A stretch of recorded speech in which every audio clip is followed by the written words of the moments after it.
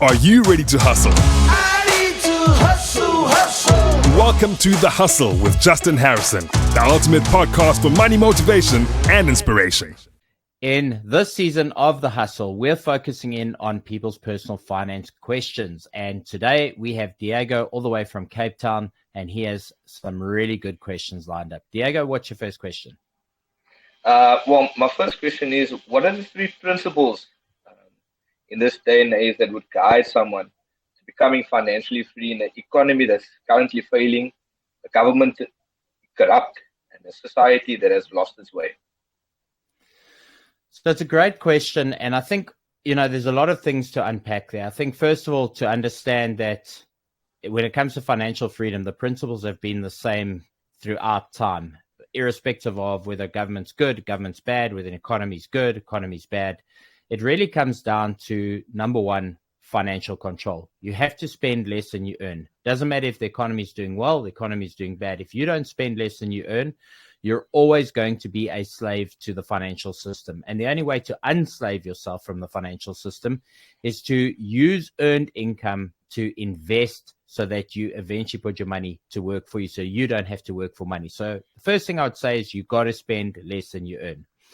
The second thing is you've got to really understand capital deployment. You need to understand how to take your money and how to invest it for growth. And there's a mindset shift that needs to happen because most people, when they go to invest, they go to make money. And I always say to people, you don't go and invest to make money. You go and invest to preserve your wealth. And it's a different mindset to go into investing with. So when I look at investing, it is something you do after you've earned the money. But a lot of people are trying to make money by investing. And what you really want to do is beat inflation.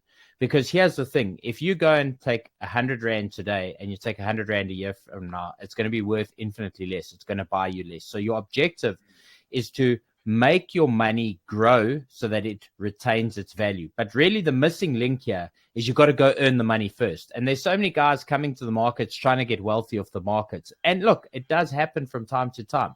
But the path to financial freedom is one of consistency. Spend less than you earn and then figure out how to deploy that capital, know what you're investing in. And then I'd say probably the third most important aspect of this is really gaining emotional control.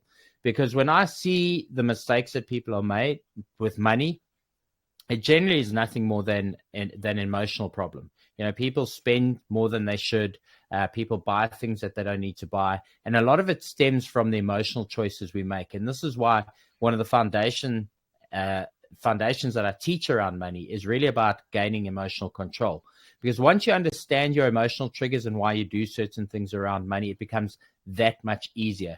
So really, you can sum up the first part of this really down to going back to basics. And it's the answer that people don't want to hear. People want to believe that there's some kind of magic answer out there. People want to believe that there's a magic pill that you can take and it's going to solve all your problems. It is about consistency, it is about slow growth, and it is about doing something persistently over time. I mean, I became financially free at the age of 31, but I took an enormous amount of sacrifice on board personally for a period of like 6 years to get to that point. I lived way, way below what I was earning. I set aside 50, 60% of my earnings and used that money to invest and to build up other forms of income. And it requires a tremendous amount of discipline. So I think really basics and discipline is what's going to get you there. Sweet. Well, I do appreciate that. Would you like me to move on to my second question? Yes, please. Let us know. What's your second question? What would you say the three main pillars of becoming financially independent or free when starting out with nothing but a cell phone or even a laptop? The question that I'm posing is more into today's society where people don't have the resources and don't feel they have the resources to obviously go out there and do so much more. It's more of the lower to middle class who are wanting to make that jump into that next level of financial freedom. So I think the fundamental thing to remember is that people do business with people. And whilst cell phones and laptops and cars and all these resources make our lives a little bit easier and a little bit quicker, and it allows us to expand. If you are starting with absolutely nothing, and I speak from deep personal experience here because I have been in a situation where I've been homeless. I've literally been right at the bottom. I know what it means to start something up with little to no resources. And the advice I give to people is figure out how to solve a problem, figure out how to add value, figure out how to go and physically present yourself, and the opportunities will come. So I'll give you a classic example, right? If you have zero resources, you can find yourself a bucket and a sponge, and you can go and wash cars on a weekend. There is no excuse not to get out there and to start. But the problem is human nature is we've got to get the resources first, and then we can actually provide the service.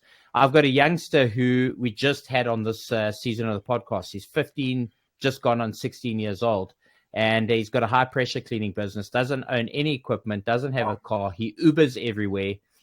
He rents equipment when he gets jobs. And this is a classic example of using what you have as opposed to what you don't have. And this has been the core founding principles of every business I've ever built. We don't throw money at a problem. We say, let's figure out what the problems are. Where can we solve the problem without resourcing too much? And work with what we have, not with what we don't have. So my advice to any person out there, young or old, if you are hungry for success, if you are hungry to make things happen, you just have to figure out how to use what you have. And if all you have is your physical body, then get out there and use your physical body. If you have a spade and a rake in the back garden, use that spade and a rake to clean somebody else's garden and get paid. The problem is most people, when they start a business or they start a venture, they say, well, I have to have a laptop. I have to have a cell phone. I have to have a car. I have to have all of these things. And we put up these excuses as a convenient way to avoid the uncomfortable stuff we have to do when we're starting out. Most people who generate wealth in this world started with nothing. Most people who created something started with nothing. And the exception and what makes them different to everybody else is that they've been prepared to get off their backside and figure it out no matter what. And I've traveled into places, Diego, in Africa, where there is nothing, and you see people creating something out of nothing. They create a business out of trash. They create a business out of the trees by carving the trees into something beautiful. You know, it's amazing how resourceful human beings can be. And so I really want to encourage people not to think of the lack of resources as a stumbling block. In fact, in many instances, it is the greatest advantage you'll ever have. Because, as I always say, you can give two guys R1 million. One will turn it into two, one will turn it into zero. And so it's not about having the resources. It's about understanding how to add value. And if you can figure out how to solve people's problems, and if you can figure out how to add value, you will always be successful and you will never look for money. That is really the secret to becoming financially wealthy. Awesome stuff. Well, Justin, I do appreciate that. My final and last question is more of a personal question towards you. It's something that I took out extremely deeply from the movie The Pursuit to Happiness with Will Smith. It's more to say, if you were in his situation, without knowing the outcome, knowing that he was eventually going to the stock markets, have that, what would you do in a situation where you were living in a homeless, or you were living in a shelter? Obviously, we spoke about the fact that at one point you were in the lowest of lows. So, do you mind maybe sharing with us what you did to kind of go from having absolutely nothing to, at the present moment, having your own podcast, Money Tribe, all these successes that you are building yourself, you built for yourself? What was the key moment, or what did you do to jump over? So my journey is pretty interesting because I came from a family who had nothing. I came from a very impoverished background. By the age of 13, I'd started my first business as a means to survive rather than, out of me wanting to do it. It was out of necessity. And by the age of 20, I'd become a millionaire, which, 25 years ago, there was some serious money. And by the age of 22, I'd lost it all, partly due to my own naive approach to business in the world, and also by the fact that I got defrauded and I had a really rough run. Irrespective of what led me there, I eventually got to a point where I had nothing.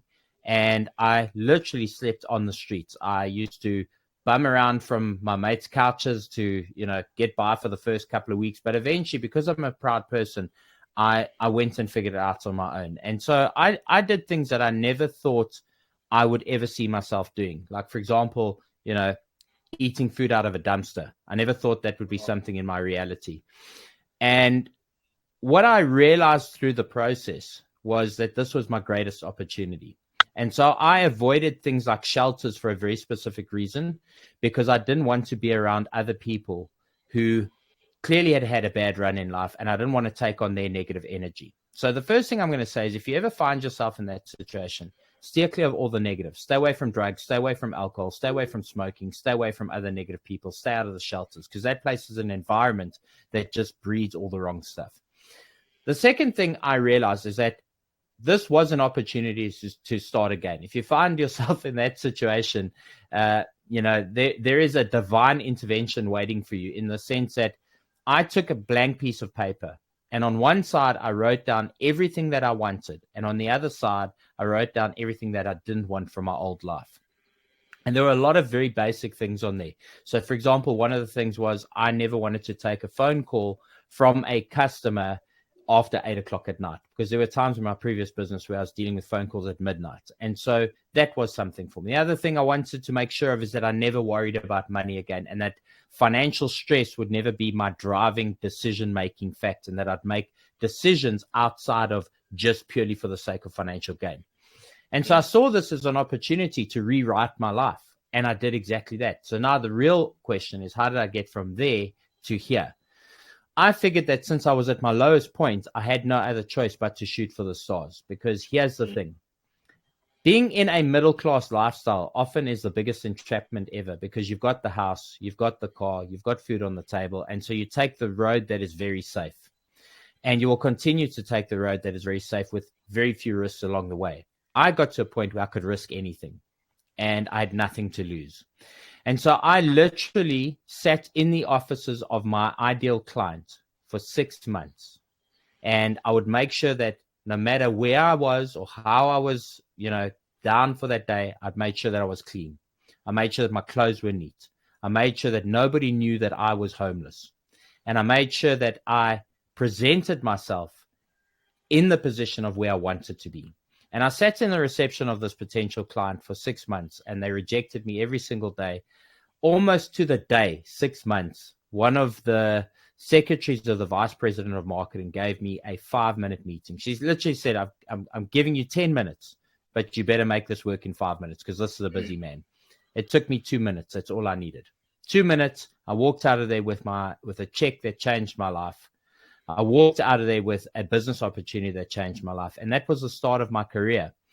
And so the point I'm making is, you have to be very intentional when you're in that situation about what it is that you want. And I'm glad you referred to the movie that you were talking about, because that movie with Will Smith gives me goosebumps every time I watch it. And I've watched it probably about 20 times, because I've been there, and I know that emotion, and I know the desperation, and I understand what it feels like to sleep in a toilet cubicle, because I've done it. And I can tell you that if that should ever fall upon you, or if you're in that situation at the moment, for anybody listening, my advice is shoot for the stars. Know exactly what it is that you want. It's an opportunity to start again. The material things of this world are no longer holding you back. Your pride is no longer holding you back. It is entirely up to you to create what you want. And so take the exact thing that you want and beat down that path as if your life depended on it, because that's exactly what I did. Sitting in that business for 6 months in that reception, I got to know every member of staff's name. I got to know their children's names. I got to know, what their fears were, what the things that drove them. And I knew that company's heartbeat and their pulse better than their own management team. And that is what actually got me the contract, because I demonstrated that I was so hungry for this, that I was so absolutely committed to it, that I'd given up everything to be there. And that would be my advice. Go all in and never look back. And listen, setbacks in life are going to happen. Whether you're in the middle class, whether you're wealthy, whether you're right on the bottom end of the scale, setbacks are going to happen. The question is, what are you going to do? If you continue to stay down on the mat, you're knocked out. But if you keep standing up, you're still in the fight. And I can give you a lot of philosophical answers here, but what I can tell you is this. In my heart of hearts, I've always believed that I'm going to create wealth. I've always believed that I'm going to create an existence for my family beyond what I had as a child growing up. And it has been my mission to measure my wealth, not in the things I have, but in the value I add to others. And that is at the heart of all 109 businesses that I've started in the last 25 years, is to be in service of others. And being homeless is the greatest opportunity to ever experience it, because you truly find out what makes you happy. You realize that the material things in this world are fleeting. That lovely car that you want, one day it's going back to the trash heap of life. That lovely piece of furniture you're so committed to buying, one day it's going back to the trash heap of life. Material things are fleeting, but we have to invest in each other. We have to invest in being a good, upstanding citizen that serves our community and our environment. And if you can do that with very little, you will be able to do a lot more of it when you have. And so I'll give you a great example of what I used to do every single day before I went into that office and begged for 6 months. I would go and pick up the trash around. I would walk, I would be there before sunrise, and I would pick up trash. I would do whatever I could to make people realize that I was committed to this journey and this process. And I also was an inward affirmation for myself to go with what little I had, just me, my hands and feet. I provided labor. And that's my advice to people. I surely hope that whoever's listening, Justin, for all of us South Africans, that the words that you spoke, it's a lot of affirmation for us to help ourselves, because at the end of the day, we all want to just make our own lives better. And if we just take small steps, I believe that we'll be able to do so much more. Absolutely correct. So if you have been enjoying this season of The Hustle, please make sure that you hit that subscribe and follow button to make sure you don't miss any of the episodes that we're releasing. And of course, if you are finding value, please be sure to leave us a rating on your favorite podcasting app. Stay motivated by The Hustle. Talkers talk, but hustlers hustle. Find more episodes at ecr.co.za or your favorite podcast app.